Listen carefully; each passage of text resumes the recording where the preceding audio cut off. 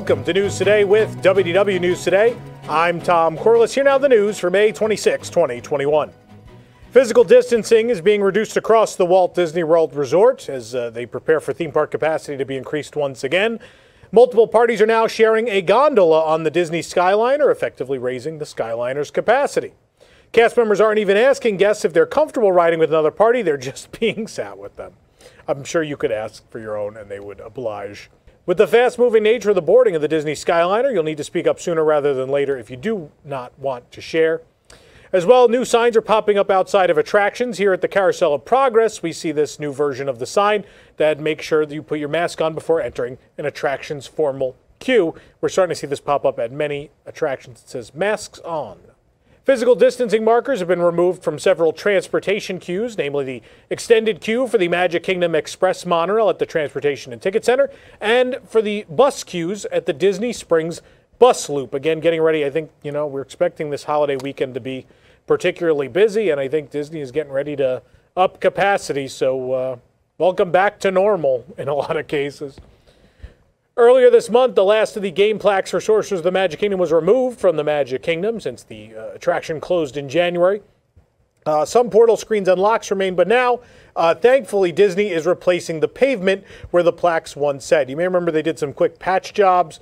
We, insinuated on the site that we were hoping that they would do this. They'd actually replace the whole slab of pavement so it looked better.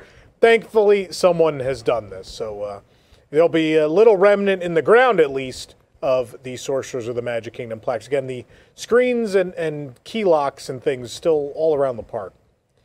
Cool Ship and the connected Cool Scanner at the Magic Kingdom underwent a refurbishment this year, and what was seemingly completed was not, because now we've seen it actually finished with the addition of the Thirst Rangers text once again to the Big Red Rocket. So now it seems to be done. There's text there.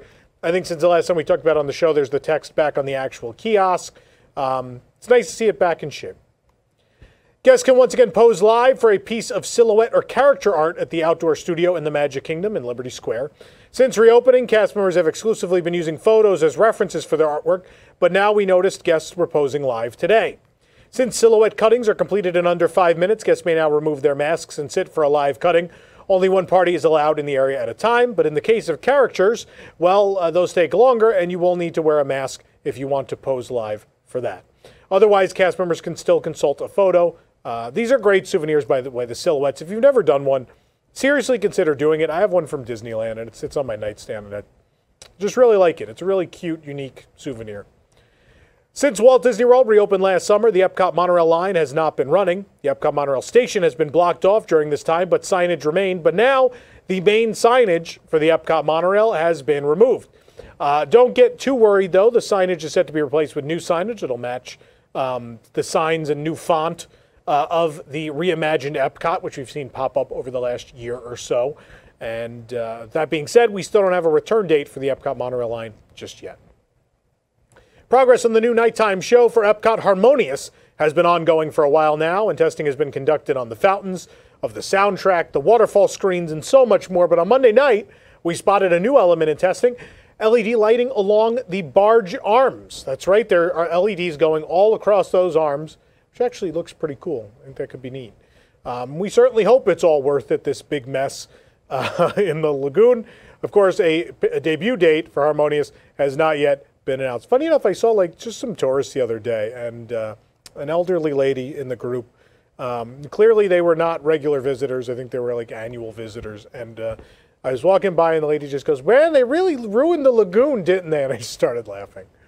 If you think regular guests don't notice the things we do, you'd be surprised. They're more observant than you think.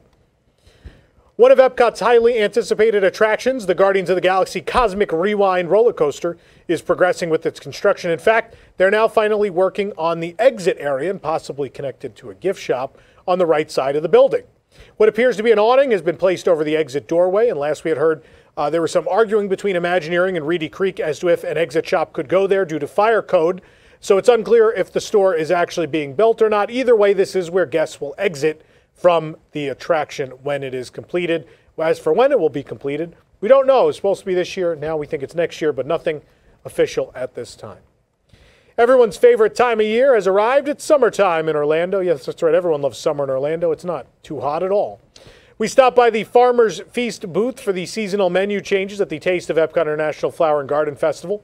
We tried the whole summer menu, a tomato and cornbread panzanella with burrata cheese and fresh basil for $5.25.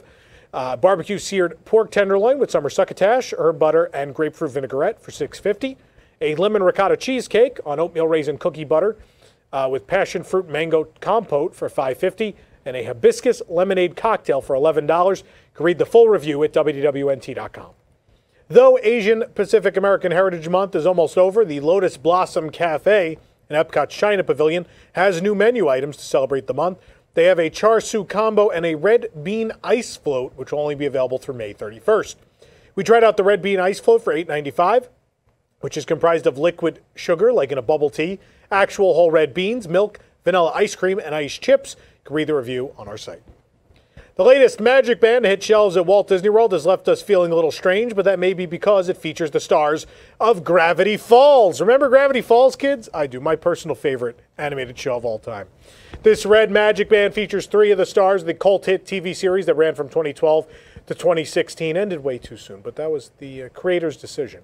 On one end, Dipper's looking a bit odd thanks to the holes to adjust the band. Can we say is it Paper Jam Dipper then? I don't know. On the other side, Mabel and her pet pig Waddles smile happily.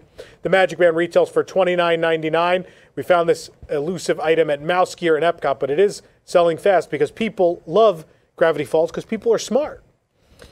The Disney Parks TikTok has shared a new secret menu item available at Marketplace Snacks in Disney Springs. It's the watermelon Dole Whip that comes inside of a watermelon wedge. That's something. The special watermelon treat is topped with chocolate chips and is $5.99. It's available by request through September 6th.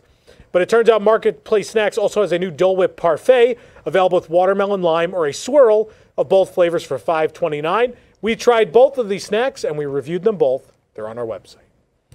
The Coca-Cola store at Disney Springs has a new drink available at its rooftop bar. In addition to the Perfect Harmony cocktail, though, they also have a new collection of apparel and merchandise.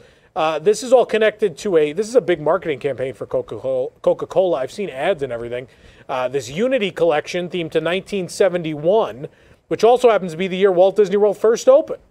Much of this collection is also available online. It's not exclusive to here at Walt Disney World, but the Perfect Harmony cocktail might be. It has Coca-Cola, Seagram's Ginger Ale, Dry Gin, Orange Curacao Liqueur, and Sweet Vermouth for $16. The review on our website. We have seen a few Disney's Contemporary Resort exclusive items this spring. Over the weekend, we found yet another. It's a resort logo Corksicle Canteen bottle available for $39.99. The Corksicle Canteen bottle is finished with stainless steel and has the Disney's Contemporary Resort logo, the current one, the one from the 90s, on it. The bottle has flat sides, making it easier to grip. We found the bottle at Bayview Gifts, or BVG, inside the resort.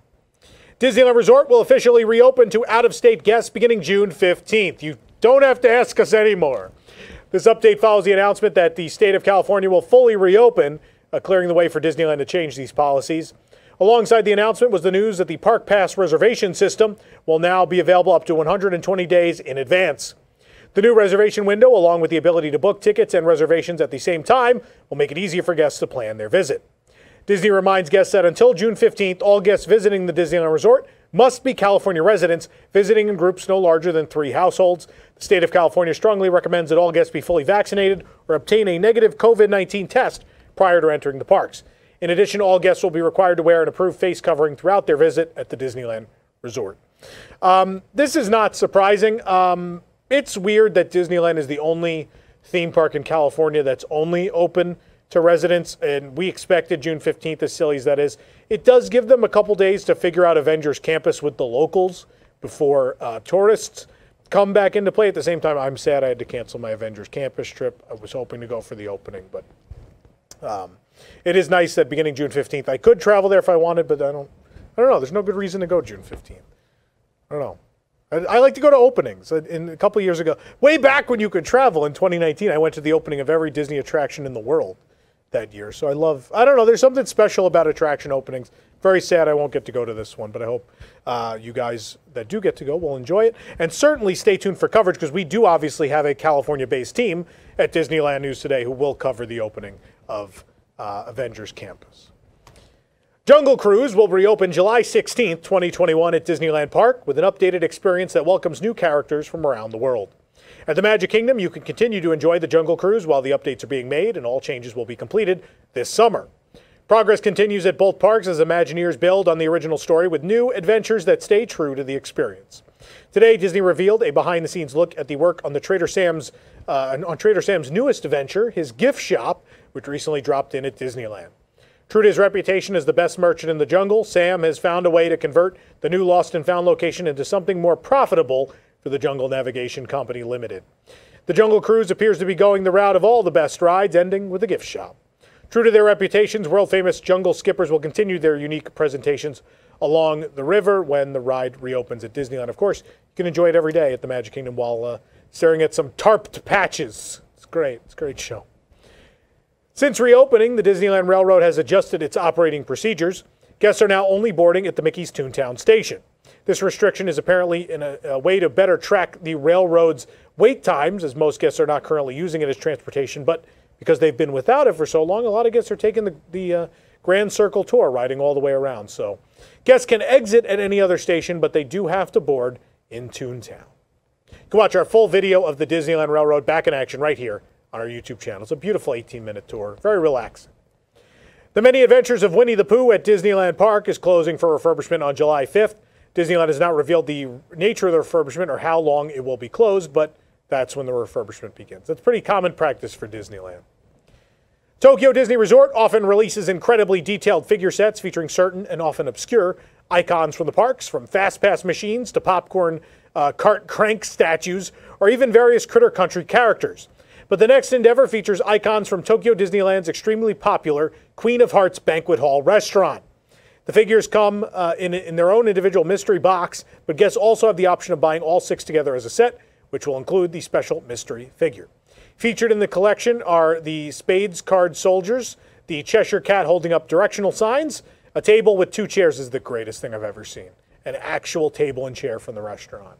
The overhead Queen of Hearts and King of Hearts sign that's inside the restaurant, as well as a faux hedge from the exterior. The figures will be available starting June 9th at Toy Station within Tokyo Disneyland, as well as Bon Voyage and through the Tokyo Disney Resort app, both individually and as a set. And of course, you can watch me open those eventually on Boxed In on the Entertainment Channel at WDWNT.tv. That's where I open all the stuff we buy from Japan. You guys should watch those if you haven't seen them. Ever known for their delightful candy cases featuring different attractions and shows at the parks, most recently Jungle Cruise and Big Band Beat, Tokyo Disneyland will release a new candy case featuring Minnie Mouse and Figaro riding Alice's Tea Party.